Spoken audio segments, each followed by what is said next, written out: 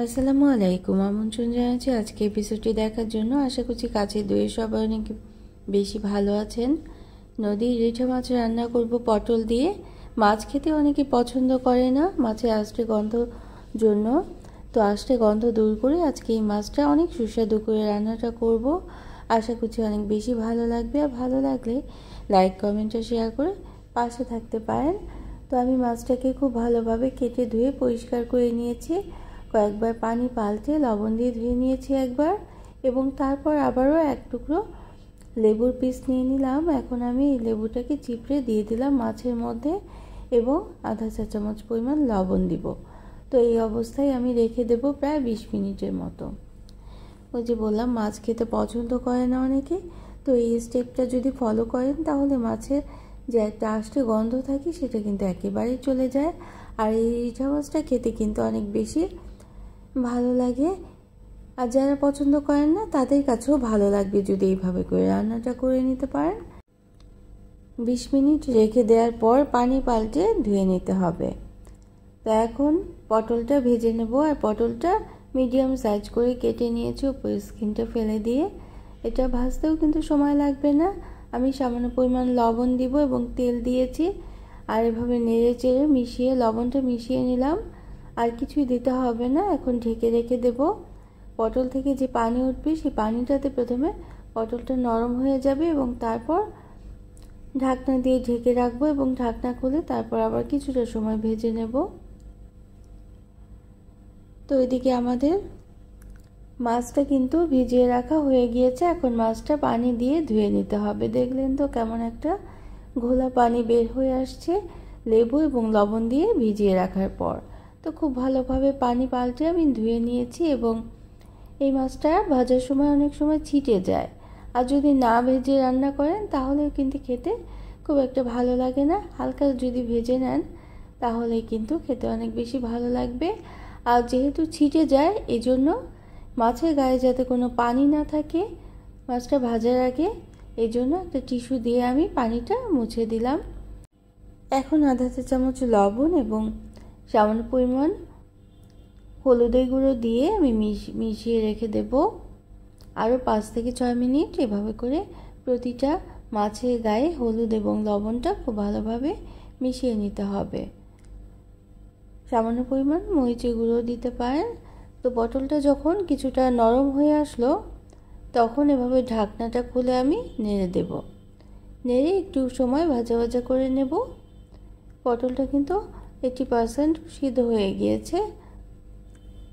পটলও অনেকে পছন্দ করে না খেতে, তবে যদি এভাবে ভেজে রান্না করতে পারেন তাহলে পটলটা খেতে কিন্তু অনেক বেশি মজাদার হয়ে যায়। তো এখন তেল দিয়ে দিলাম।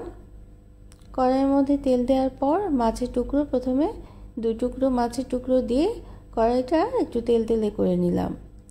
আর এই মাছটার বিষয়টা হচ্ছে, মাছটা কাটার সময় দেখা যায় যে অনেক নরম থাকে, কিন্তু ভাজতে গেলে অনেকটাই শক্ত হয়ে যায়। ভাজা কিন্তু খুবই সহজ, যেই তেলের মধ্যে দেওয়া যাবে অমনি একেবারে শক্ত হয়ে যায় মাছটা। আর এই জন্য মাছটা একটু সময় নিয়ে কষিয়ে নিতে হয়। তো আমরা এভাবে করে নেড়ে চেড়ে সবগুলো টুকরো ভেজে নেব।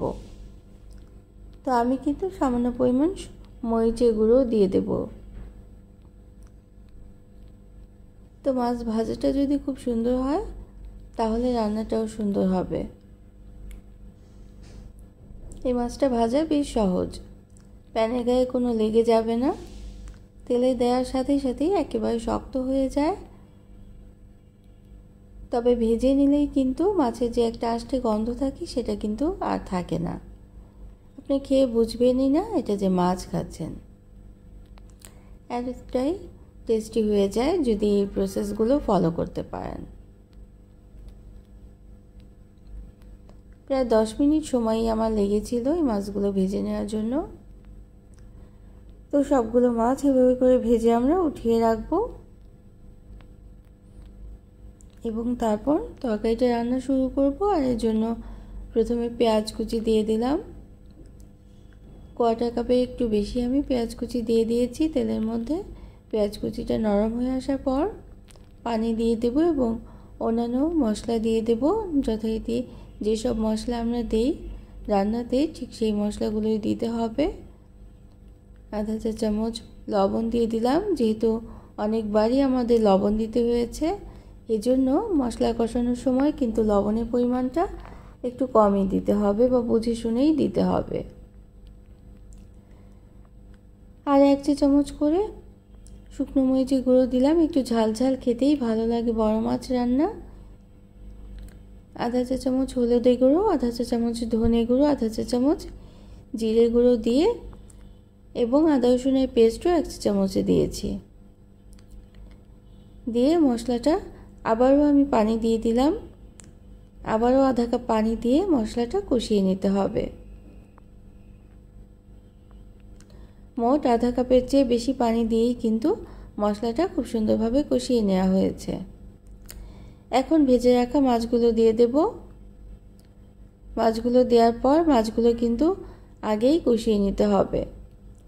এখানে আমি প্রায় 1 কাপ পরিমাণ পানি দিয়ে মাছগুলো প্রায় 20 মিনিট সময় নিয়ে কষিয়ে নিয়েছিলাম। এই মাছটা অনেকটা মাংসের মতোই একটু সময় নিয়ে কষিয়ে নিতে হয়। অন্যান্য কোনো মাছ কিন্তু এতটা সময় নিয়ে কষিয়ে নেওয়ার দরকার হয় না।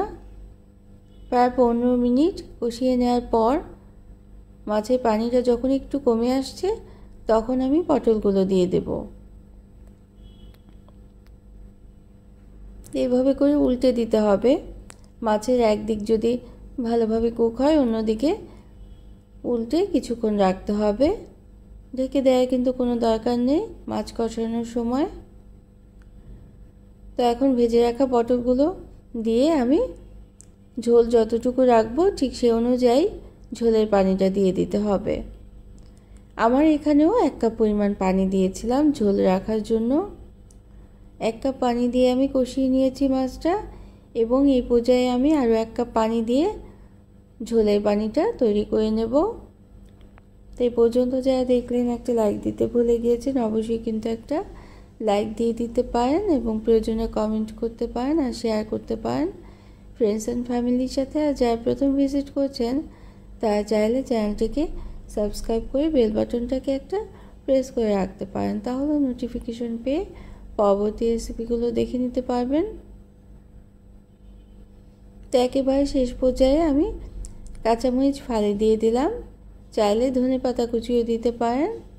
তো এই দিনে ধনেপাতা কুচিটা খুব একটা পাওয়া যায় না, এজন্য আমি আরও 10 মিনিট পটল দেওয়ার পর রান্না করে নিয়েছিলাম।